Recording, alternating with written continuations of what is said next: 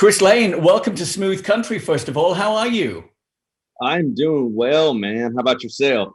Really good. Now, I need to know a couple of things, first of all. Whereabouts are you in the States? I am in Nashville, Tennessee, just here at my home, man. My wife and I got into our first home right at the start of, well, probably about 6 months before the pandemic hit. And then we've been here ever since. Okay. How's it been for you? Because clearly that's a new situation anyway, and then a very unexpected pandemic comes along. So, has it worked out for you guys well? Yeah, it really has. Before we were actually living in downtown, and we really loved it there. But out here, we got a big yard for the dogs to run around in, and it's given us. I guess during all of this, it's given us a chance to start a family. My wife's expecting very soon, which we're both very excited about, and it's also given me a chance to write songs every single day, which I've never had that before this, because I was always out on the road, always doing shows all over, and it takes all of your energy, and is really difficult to write songs in those moments, or at least write good ones. So, silver lining during all of this has been the writing aspect for me. Well, you've given me loads of stuff there. I mean, but first of all, I've got to say congratulations to both you. Is it Lauren, your wife? Oh. Great. Well, and when is the baby due? Baby is due at the end of May, early June. So not long now. Clearly, you don't need my advice. You haven't asked for my advice, but is this your first baby? Yes, our first. So we're both incredibly nervous. Well, everybody in that situation would be, but I've got two boys. I was there once as well. Two grown men now who are at university. So I've seen it all through. And all I'd say is make the most of your time right now and do whatever the hell you want to do right now. Yeah. I know people keep saying, "Hey, man, you just get ready for all these early years. It's going to be the best times of your life, but you're also going to be exhausted." But look, every parent goes through that. We've all survived, and it'll be wonderful for you. And I wish you both the best of luck when your new arrival comes along. Thank you. Now, you mentioned the music as well. Clearly, that's why we want to talk to you today. You've got a new single out, Fill Them Boots. So, is this part of an album? Is it part of a whole project, or are you just drip feeding these songs out? Yeah, great question. So I'm going to take a different approach than I've ever taken in my entire life or entire career, to when it comes for putting out new music.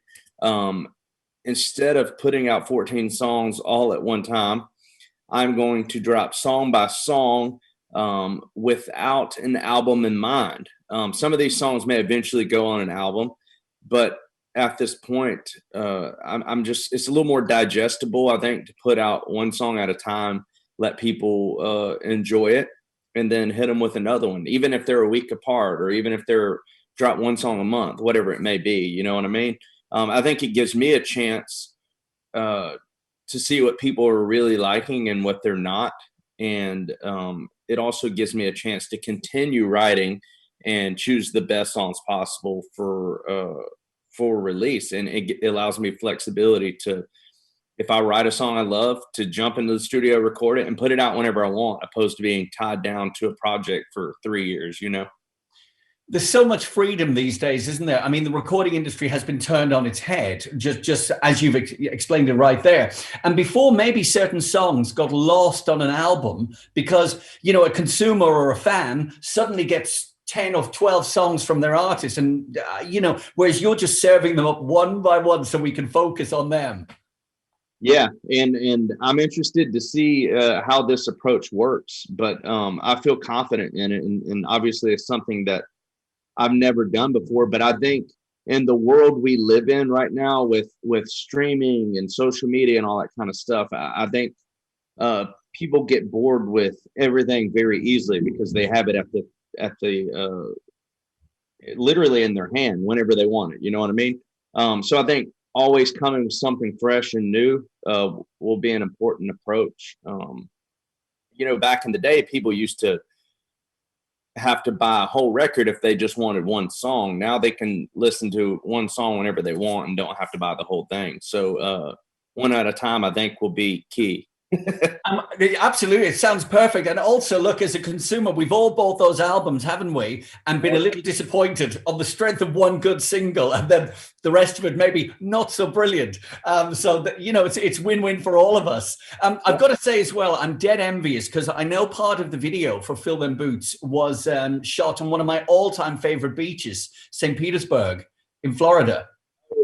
Yeah. So we went down there. We shot it on the beach. I actually shot a couple of music videos down that way, and it was my first time there. I going to 30A and all that, so it's a little bit closer to Nashville than St. Pete is. But the funny story is the whole time I was posting about I'm shooting a music video in Tampa, all that kind of stuff, and everybody's like, just so you know, you're not in Tampa, you're in St. Pete. For anybody who's watching this and wondering, it's one of the most beautiful white sandy beaches, so wide, and in fact, that whole Gulf coast of Florida is just stunning, isn't it? So, get yourself over there sometime. Yeah, it's beautiful, absolutely beautiful. Oh, well, I was very envious when I found that out because I've been on a couple of road trips around there and I've stopped off before. Now, I'm told as well you're planning touring with Kane Brown. Is that right? A little later in the year. Yeah, so my first show back is actually going to be on July 3rd, and that's just a headlining show. But I'm gonna have a few more until that Kane Brown tour starts in September.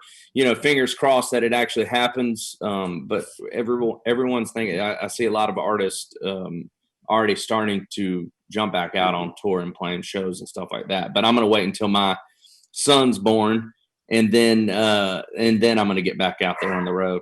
You've got a number of priorities right now, clearly. It's not just the music for you, and I totally understand that. But I also wanted, from the British fans' point of view, we're just easing ourselves out of lockdown right now, and it's been a very slow and steady pace. So, for example, I can't go to a restaurant today and sit inside, or go to a bar today and sit inside. The most I can do is to meet select number of friends and sit outside only. So we still have a lot of restrictions here in the UK. So I'm wondering, is it business as usual where you are now? Yeah, man. To be quite honest with you, Nashville seems to have that. I mean, people are still wearing masks and stuff, but a lot of people aren't, in a way, whether that's good or whether it's bad. No one really knows.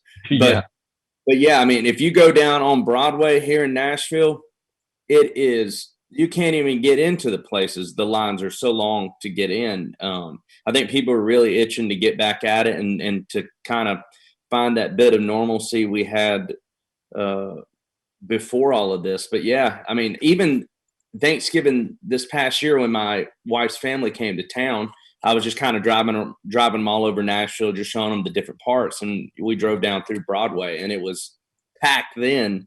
So people have been out there for a while. My wife and I have been a little more careful just because she's pregnant.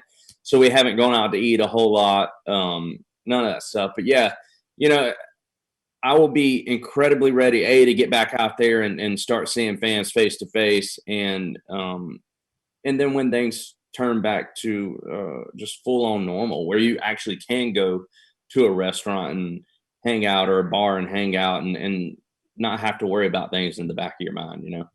It's good. It's going to be such a good feeling, isn't it? To be able to put the pandemic right behind us and just crack on with our lives. Let's be honest. Yeah. I think the energy during a first show back where we have fans is going to be incredible. I was going to say, the appreciation you'll have for, first of all, people getting out there, going to a show, and then the love you're going to get. And it's just going to be, like New Year's Eve every night for a while, isn't it? Yeah, no. And I've thought this whole time, since it's been so long since we've been able to tour, I've just thought to myself, man, I will never, ever take for granted or complain of how tired I am from a run of shows over the weekend. I will be so happy to be back out there and just be back in it. No, absolutely. It was like that for us when the lockdown was first off easing. Just to be able to allow to go out to a park, go and buy a coffee, and not even in a coffee shop, but outside it. It's the little things these days because everything's been taken away from us. So you're absolutely right. For us to be able to go to live performances again soon, and for you to be able to perform them will just be amazing. Yeah. Good Lord, I can't wait. Well, listen, it's been a pleasure catching up with you. Good luck with the song and the subsequent songs that you say you're going to be drip feeding us. Good luck with the new baby, of course, as well. I hope everything goes great. I'm sure it will. Thank you. I appreciate that. Yeah, we're incredibly excited. I apologize too. My dogs are literally howling in the living room.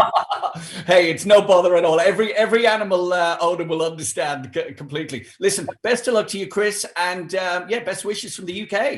Hey, I really appreciate it. Thanks for taking the time. All the best to you. Thank you, man. You too.